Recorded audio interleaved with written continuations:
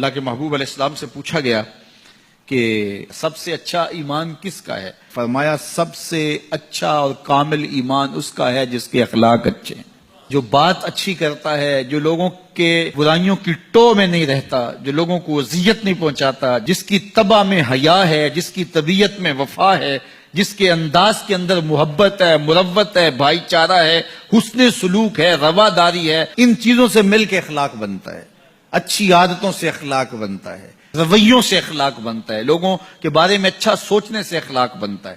تو اچھے خلق رکھنے والا شخص اچھے ایمان کا حامل ہے۔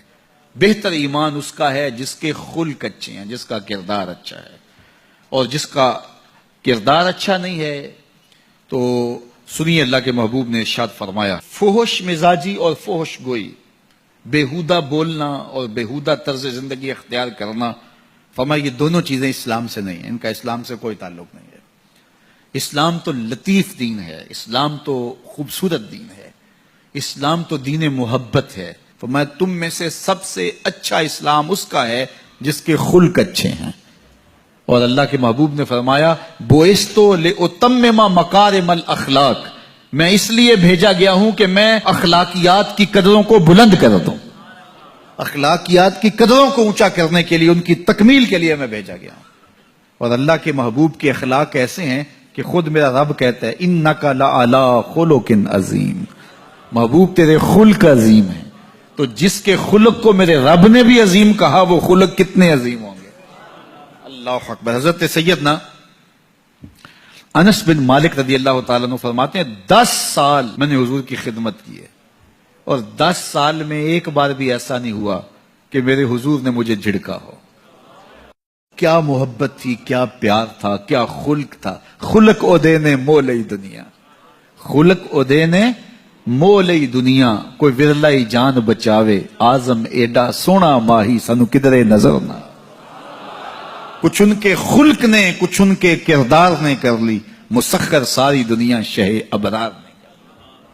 تو اچھے اخلاق کا حامل جب بندہ ہوگا، اس کا ایمان کامل ہوگا اور اس کا ایمان اچھا ہوگا۔ تو نامہ اعمال میں جو عمل ڈالے جائیں گے، جو ترازو پہ، میزان پر جو عمل ڈالے جائیں گے، سب سے وزنی عمل نماز نہیں ہوگا، روزہ نہیں ہوگا۔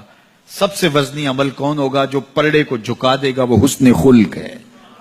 تو لوگوں سے اخلاق اچھے رکھیں، لوگوں سے رویے خوبصورت رکھیں، بات کرنے میں سلیقہ سیکھیں، گفتگو کا طریقہ سیکھیں، لوگوں کے معاملات کے اندر، نجی زندگی کے اندر جھانکنے کی کوشش نہ کیجیے، اور لوگوں کے بارے میں حسن ظن رکھیے، ان کی بہتری کا سوچیے، اور ان کے لیے خیر کے ماحول کو فراہم کیجیے، ان کے لیے آسانیاں پیدا کیجیے، اور ان کو جو ہے وہ آپ اچھائی کی طرف بلائیے۔ میرے بزرگ فرمایا کرتے تھے جس سے دوستی ہو تو اس کا بھلا سوچنا چاہیے، اور کسی کا بھلا سوچنا یہ ہے کہ اس کی دنیا بھی اچھی اور بالخصوص اس کی آخرت اچھی ہو جائے، تو اس کو دین کی طرف لایا جائے، اس کو اچھائی کی طرف لایا جائے تاکہ اس کی آخرت برباد نہ ہو۔ یہ کسی کا بھلا سوچنا ہے۔ تو اچھے اخلاق کا حامل شخص ہی ایک اچھا مسلمان ہوتا ہے۔ صوم و صلات سے کوئی شخص نہیں پہچانا جاتا، یہ تو اس کا ذاتی معاملہ ہے۔ کسی شخص کی پہچان اس کے اخلاق سے ہے۔ نکاح کرنے کے حوالے سے بھی اللہ کے محبوب نے ہمیں جو رہنما اصول دیا، فرمایا جس کے اخلاق اور جس کا دین تمہیں پسند آ جائے اس سے اپنی بیٹی کا نکاح کر دو۔